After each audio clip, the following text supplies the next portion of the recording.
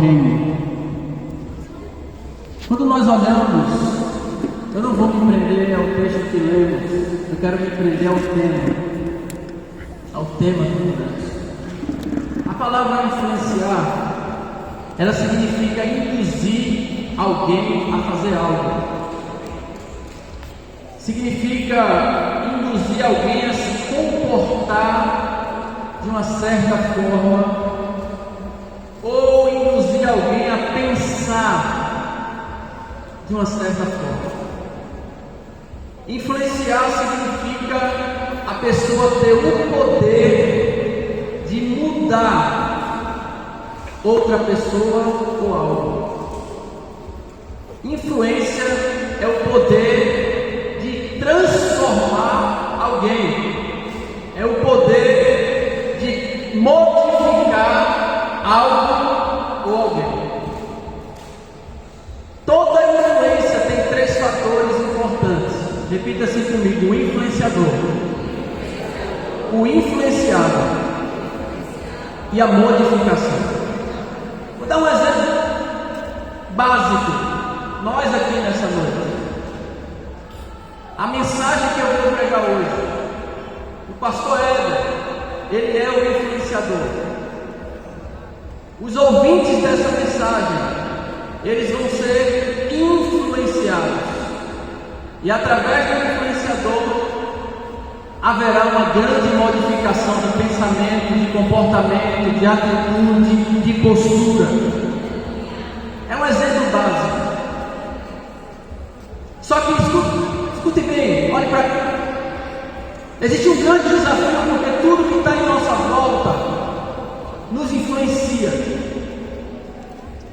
Tudo que está em torno de nós, principalmente jovens, tudo nos influencia, ou para o bem ou para o mal. Muitas dessas influências, e a grande maioria, são influências para nos afastar de Deus.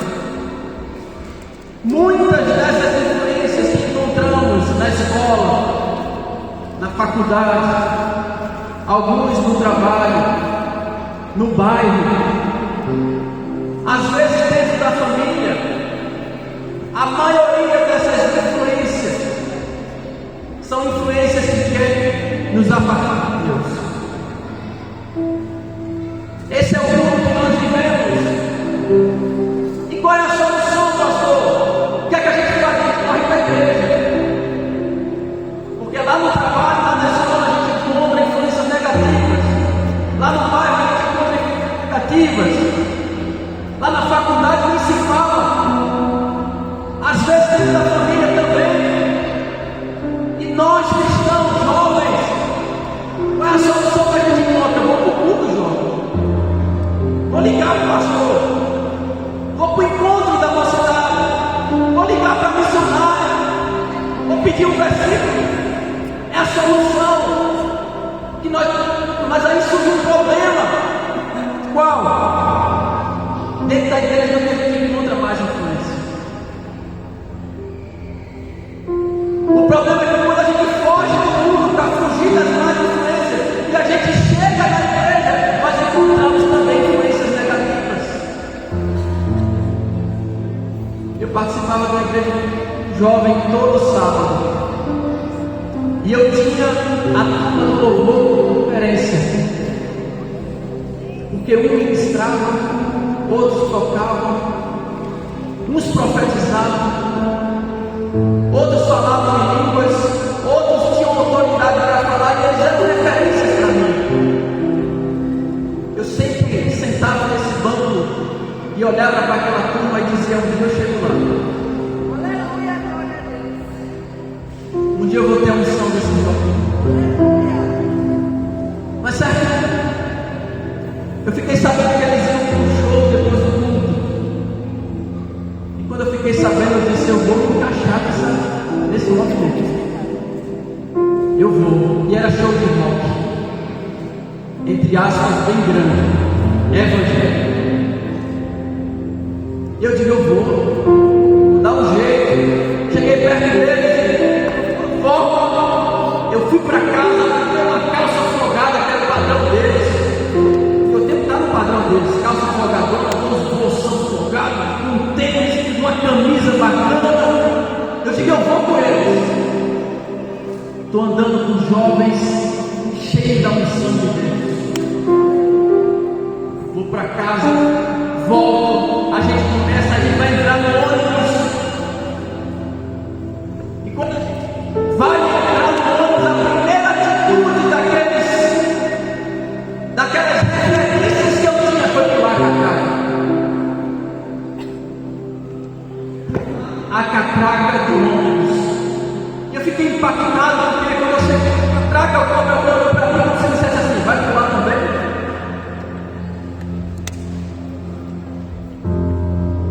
E eu peguei meu cartão, na época, o cartão do Vênia. Hoje em dia limitado para 2 horas só, esse negócio. Se passar depois não pode mais fazer aquele processo. E eu paguei minha passagem. E esse cara olhando para mim, dizendo: ele não é da nossa cultura, ele é diferente. Mas a viagem continuou, e conversa vai, conversa vem. Quando a gente desceu do ônibus, um deles pegou um paralelepípedo, aquelas pedras grossas, grandes, pesadas, que tinha uma loja, uma grade fechada. Um deles pegou aquele paralelepípedo e jogou na porta da loja. Eu disse: meu Deus, eu estou andando com uma câmera. Tem mais, quando a gente chegou lá no show gospel, aí tinha uma dança que eles rodavam. Eu não sei como é o ritmo, acho que é hardcore que chama. Rodavam um atrás do outro. Um deles que estava comigo levou um empurrão. Aí ele começou a rodar no sentido contrário daquela roda, para pegar a pessoa de frente que tinha empurrado ele. Eu disse: Deus, eu preciso andando, e mulheres de Deus que estavam falando em línguas estranhas quase agora no culto. Eu estou andando com jovens que estavam pregando a palavra quase agora e fazendo a igreja adorar. Eu disse: Deus, onde é que eu estou? E eles ficavam olhando para mim como se dissessem: não era para eles estar aqui. Eu queria que você olhasse para a pessoa que está aí ao seu lado e falasse assim para ela: tenha muito cuidado com quem você se une, com quem você se junta, com quem você está andando, porque as aparências enganam, e a palavra diz que as más conversações corrompem os bons costumes.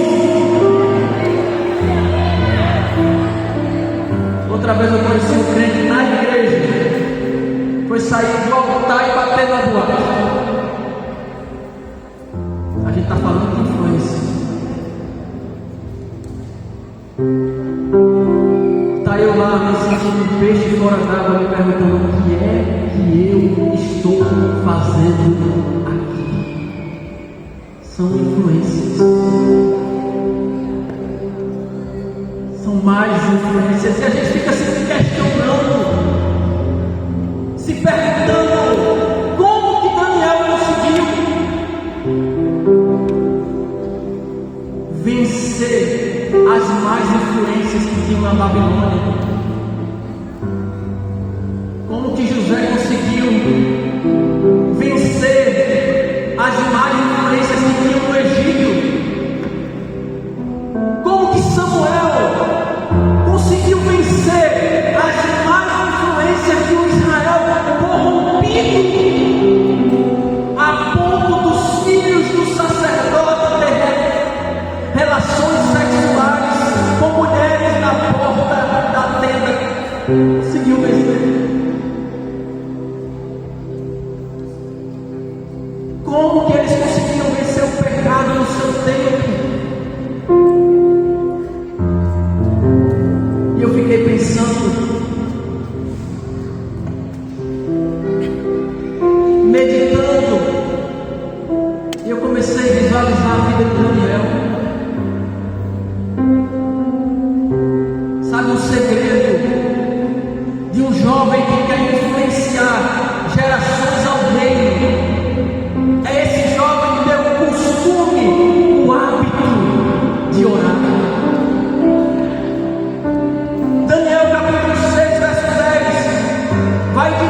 que após o rei assinar o decreto que ninguém podia orar a outro Deus a não ser ao próprio rei, aquele que orasse a outro Deus seria lançado na cova dos leões. Após Daniel saber que o rei tinha assinado o decreto, a Bíblia diz que ele entrou no seu quarto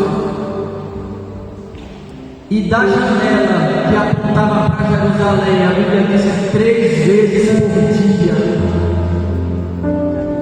ele dava graças e ele orava ao seu Deus, como costumava a fazer.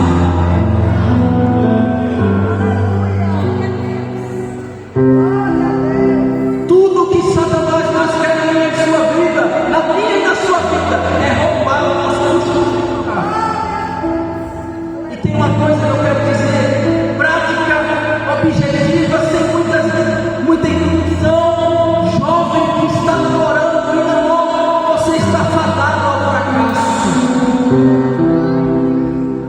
Ah, pastor, eu estou namorando, mas eu não vida de oração.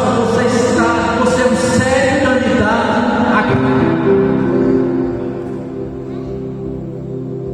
Satanás quer roubar o hábito dos jovens orar. Sabe por quê? Deus foi Deus na prova de Daniel, porque Deus era Deus do quarto de Daniel. Sabe por que Deus apareceu na prova de Daniel? Porque Deus sempre tinha liberdade de aparecer no mundo.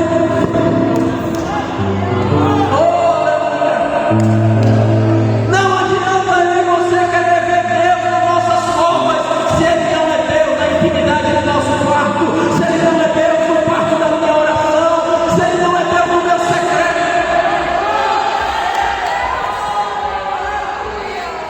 Não queira ver Deus na cova se você não vê Deus no seu quarto.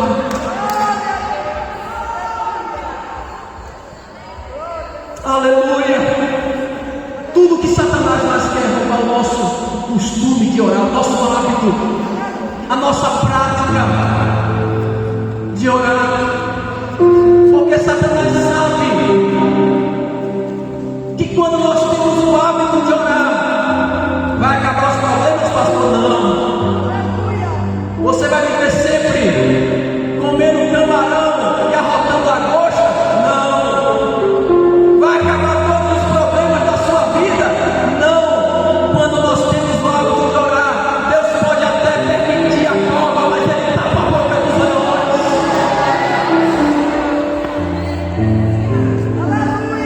Quando nós temos o hábito de orar,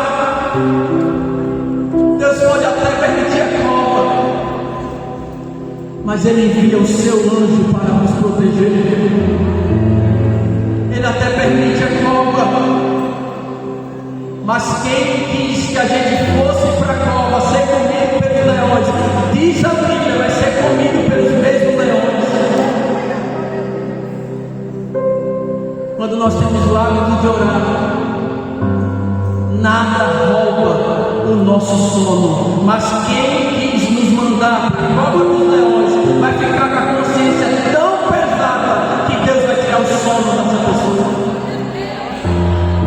Olha para teu irmão que está aí do teu lado e diz assim: ó, você tem que ter o costume, você tem que aprender a ter o hábito de orar, de buscar, de se aproximar, de se quebrantar, de chorar nos pés do Senhor.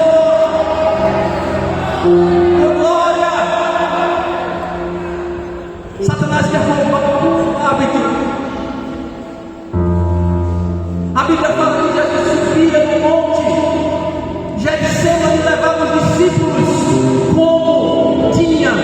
como fazia de costume. Eu e você precisamos desse hábito. Precisamos criar esse hábito de dobrar os joelhos sem pensar na postagem que vai fazer quando sair da oração.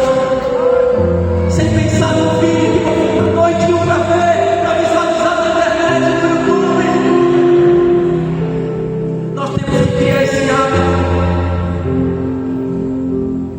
Deus apareceu na cova de Daniel, porque Daniel fez Deus o Deus do seu secreto. Onde está a geração que a partir de hoje vai tomar uma atitude, vai tomar uma nova posição e vai fazer Deus o Deus da sua intimidade, o Deus do seu quarto, o Deus do...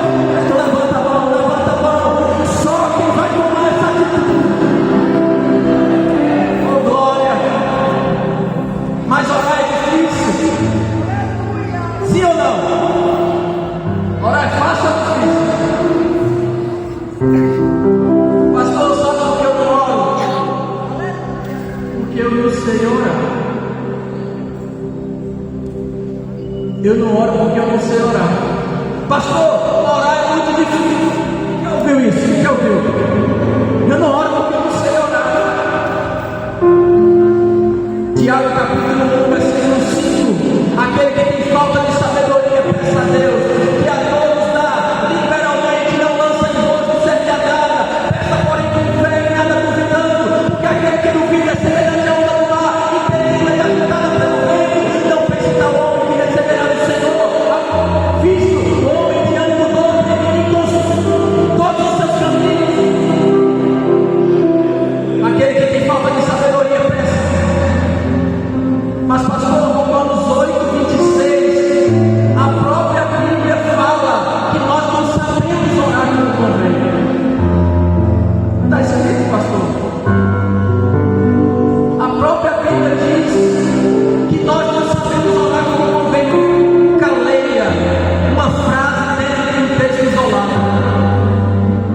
Leia o versículo todo e, se possível, leia sempre os versículos anteriores e os versículos posteriores.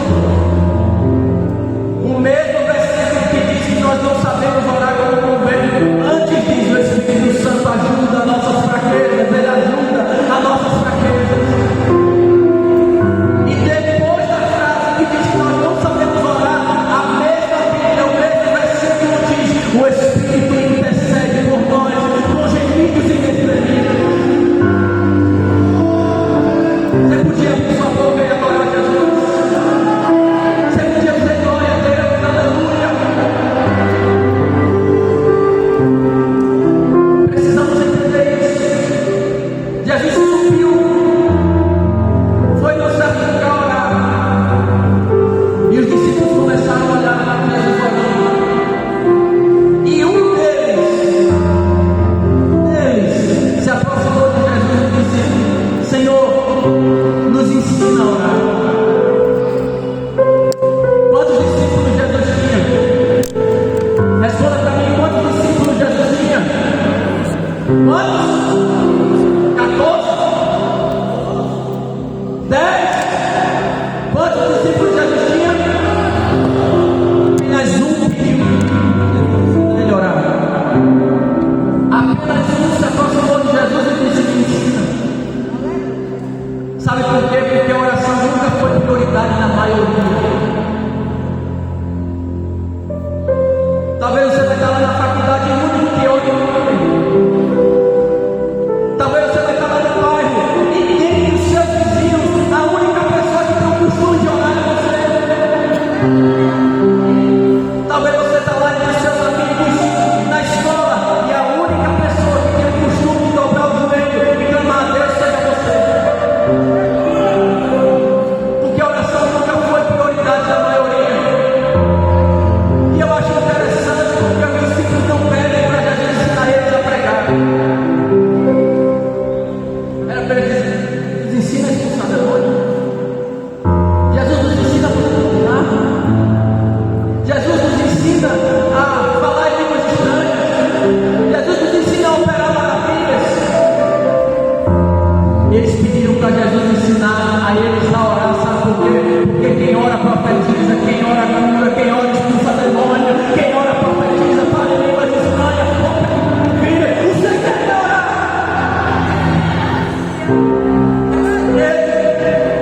Tudo que Jesus fazia, Jesus orava. Eu vou pedir para Jesus me ensinar a ser professor da aula. Porque se eu aprender a orar, o Espírito Santo Santo vai ensinar todas as coisas. Só que tem outra coisa, quando eles chegaram para... Esse discípulo chegou e disse: Jesus, ensina-nos a orar. Eles só pediram para Jesus ensinar eles a orar porque viram Jesus orando. Estava orando. Jesus estava dobrando os joelhos e falando com Deus. Eles viram. E quando Jesus voltar, um deles disse: Senhor, nos ensina a orar. Por quê? Porque eles viram Jesus orando. Quer ter filhos que oram? Quer ter filhos que oram? Quer ter ovelhas que oram? Elas precisam nos ver orando.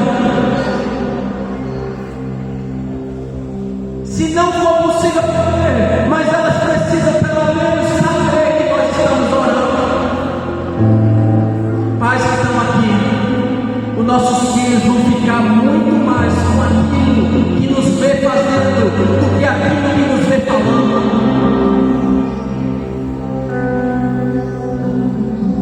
Nossos filhos, as nossas ovelhas dentro das nossas igrejas vão fazer muito mais aquilo que vê os pastores do que aquilo que vê os pastores pregando. Olha para quem está aí do teu lado e diz: Deus tem um chamado diferente para você hoje, e o chamado se chama chamado para oração. Jovem que influencia uma geração é o jovem que tem prazer de orar. Oh glória! Mas pastor, eu não sei orar. Mentira! Pastor, eu não sei orar. Você está mentindo. Pastor, eu não sei orar. Para de ser hipócrita. Pastor, eu não sei orar. Você está fingindo. Eu e você não oramos porque sabemos orar. Eu e você não sabemos orar porque não oramos. É diferente. Não é que eu e você não sabe orar e por isso a gente não ora. Não, eu e você não ora porque a gente não sabe orar. Eu e você não sabe orar porque não ora. E uma forma de aprender a orar, me pergunte qual? Orando. Quer aprender a orar? Ore. Quer aprender a orar? Fala com Deus. Quer aprender a orar? Abre essa boquinha e para de ficar postando lá no Facebook essas fotinhas com bico. Essa boquinha que você fica postando na internet, o biquinho, é para abrir ela diante do chão, dos pés do Senhor, para orar, para orar, para orar, para orar, para orar. Para ficar dando selinho com namorado não. Na namorada não. É para abrir essa boquinha e orar. Diga glória a Deus. Ah, pastor, mas sabe por que eu não oro, pastor? Não é porque eu não sei orar, pastor. Eu não oro porque eu não sinto vontade de orar. Minha filha falou assim: filha, fala assim no topo da mensagem. Ela fez: eu oro porque eu não sei orar. Eu não oro porque eu não tenho prazer de orar. Não é prazer, não é vontade. É prazer e vontade é a mesma coisa. Deixa você importante. Spurgeon, ele foi um dos grandes pregadores entre 1800 e alguma coisa, conhecido como o príncipe dos pregadores.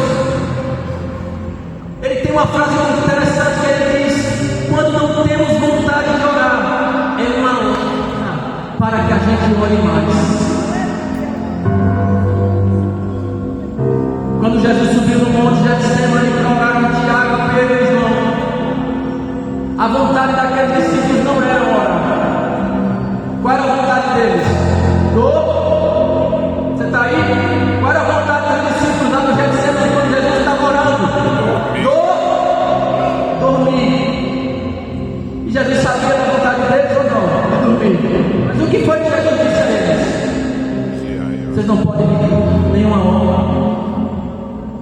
Vigiai e orai para que não entreis em tentação, porque a carne na verdade é fraca, mas o espírito é forte. Teve uma hora que Jesus disse: basta, ainda vocês estão dormindo.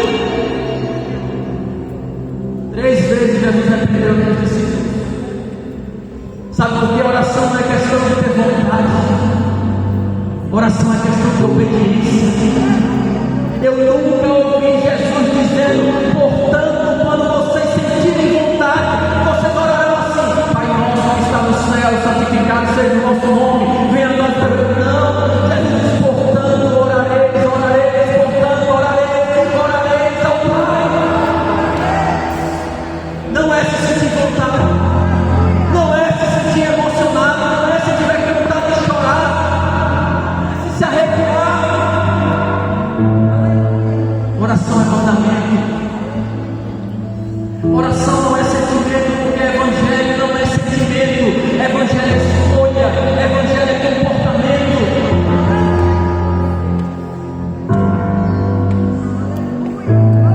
Posso dar um conselho para você?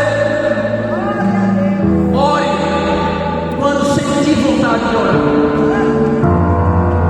Ore quando não sentir de orar. Vontade de orar, mas mesmo depois, se você não estiver sentindo vontade de orar, continue orando. É pegar o corpo, induzir ele a escravidão.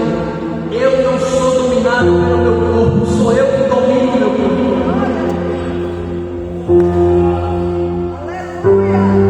Ah, pastor, mas eu não oro porque eu não tenho tempo para orar.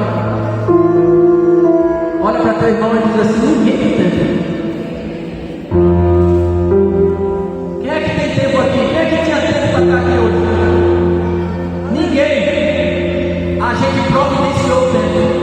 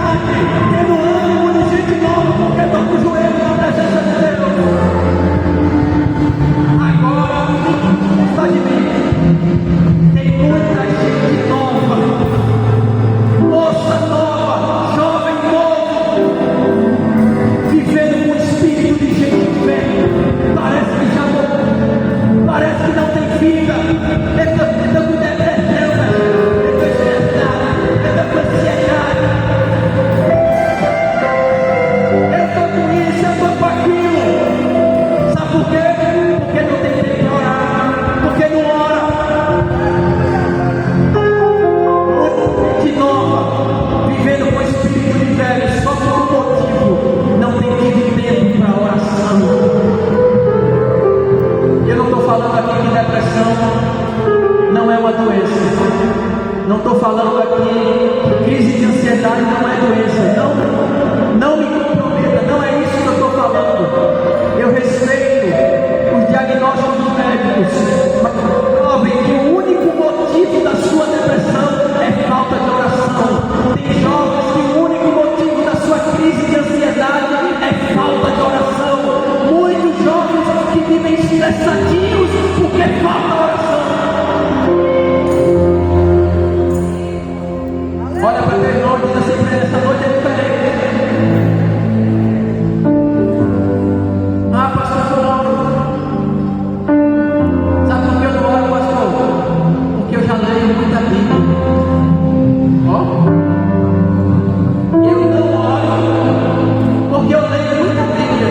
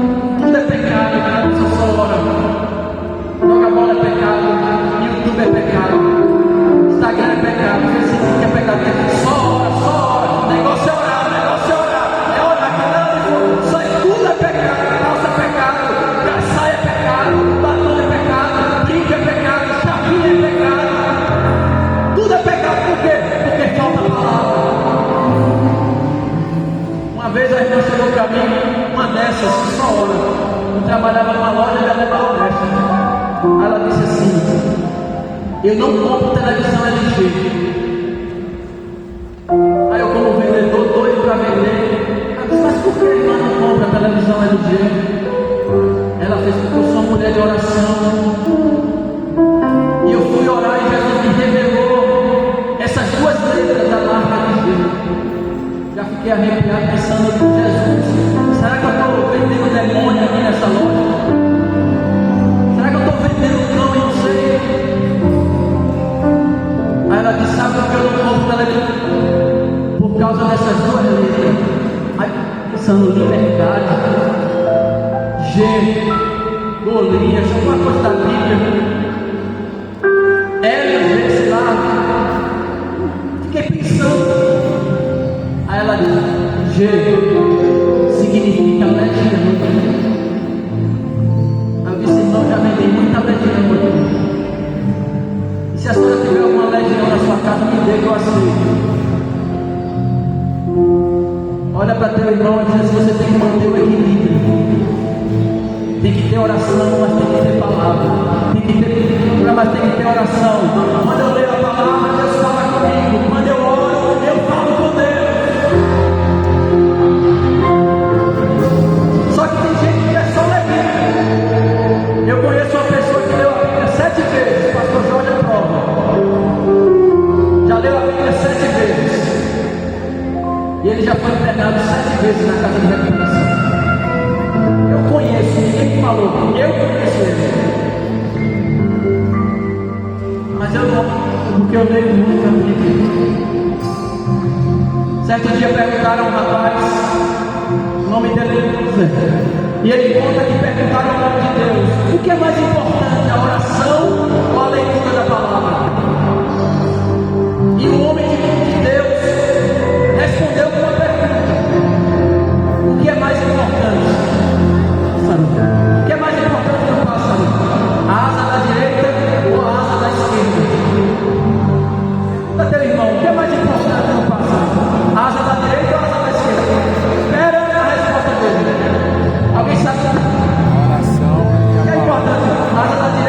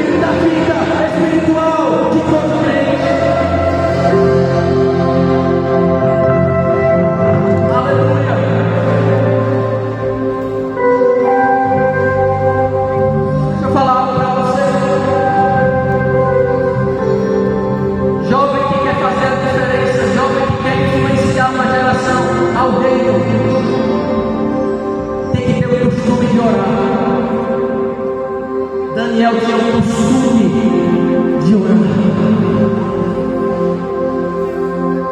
Quanto mais eu oro, mais relacionamento, intimidade eu tenho com Deus.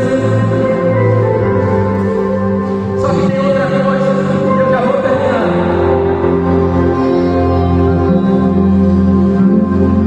Jovem que quer influenciar uma geração tem autoridade para dizer não. Repita comigo: jovem que quer influenciar uma geração, ele tem que ter autoridade para abrir a boca e saber dizer não.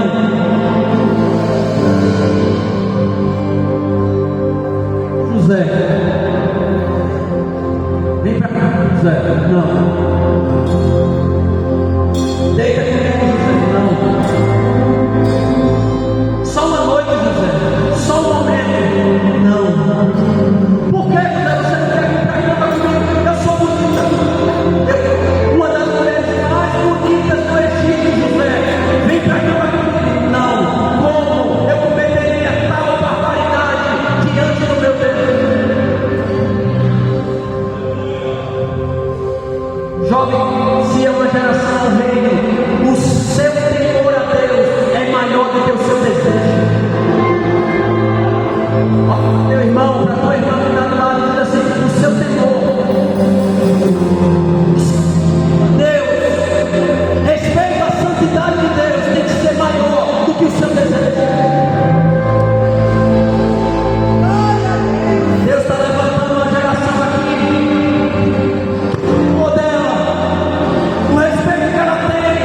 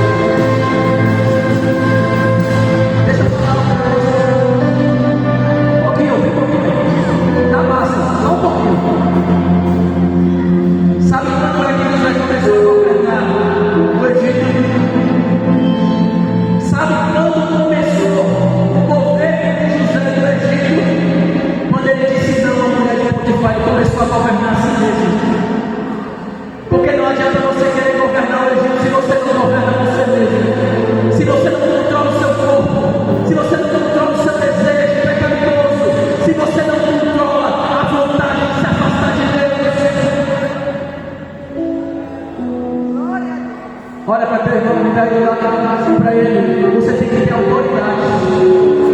Você pode perder até a amizade, mas você não perde a intimidade com Deus.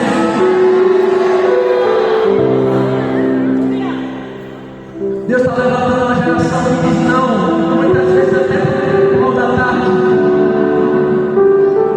Uma geração velha, estamos perto dele, ao invés de estar no shopping center. Uma geração que anuncia lazeres, cinemas, porque estar nos pés do Senhor é mais importante. Jovens que influenciam pessoas ao reino, são jovens que sabem que fugir do pecado não é covardia, fugir do pecado é sabedoria. Deixa eu contar uma história para vocês, eu vou terminar. Jovem que quer influenciar a geração ao reino, é jovem que caráter é aquilo que eu sou quando ninguém está me vendo. Olha para teu irmão que está do lado e diz assim: você sabe o que é ter caráter? É aquilo que você é quando seus pais estão na sua presença. É aquilo que você é quando ninguém está te vendo. Isso é ter caráter. É aquilo que eu sou quando eu estou na ausência do meu pastor. Caráter é aquilo que eu sou na escuridão. Caráter é aquilo que eu sou quando eu estou sozinho com a minha namorada, com o meu namorado. Isso é ter caráter. Eu me lembro do navio que a minha esposa está aqui. A gente namorava. A gente fazia parte da igreja que ainda era uma casinha, não era pastor Jorge. A igreja ainda era uma casa. E eu e ela já namoravam. E todo mundo sabe que namoro de crente é muito difícil. Não, galera, aqui, sim ou não? Namoro de crente é muito difícil. Sim ou não? Não fica aqui vergonha, não é santão, não. Ninguém aqui é santão. Todo mundo aqui pisa na mão. 40 anos já tive 16, 20, já tive 25, 17. Todo mundo sabe que namora. Namoro de crente é difícil. Mas eu me lembro. Ia para a escola dominical, de 5 horas da tarde, lá na igrejinha, na casa. A mesma igreja que nós fazemos para hoje.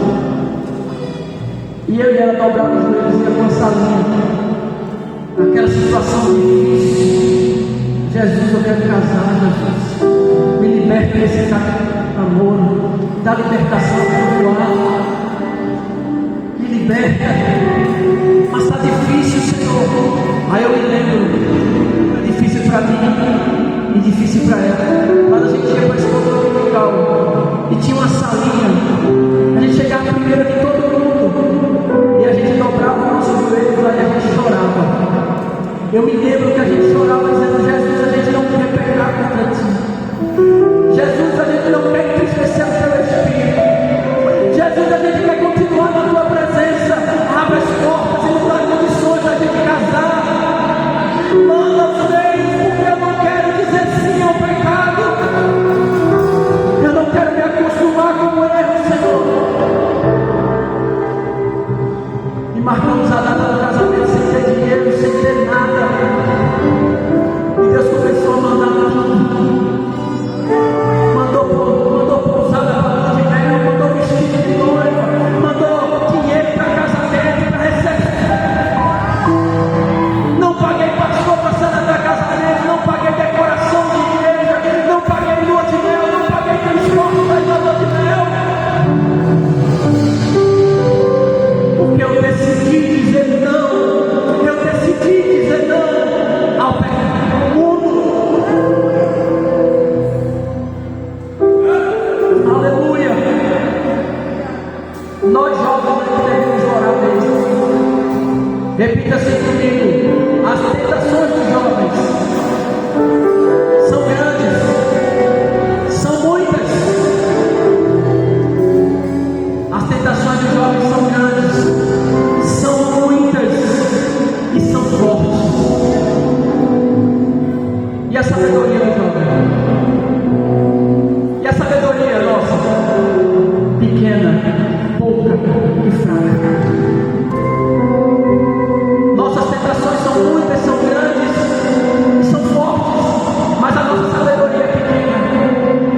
fraca e limitada. E nós temos que orar. Nós precisamos entender que nós temos que ter autoridade para dizer não. Uma vez, quem aqui já se apaixonou? Levanta a mão.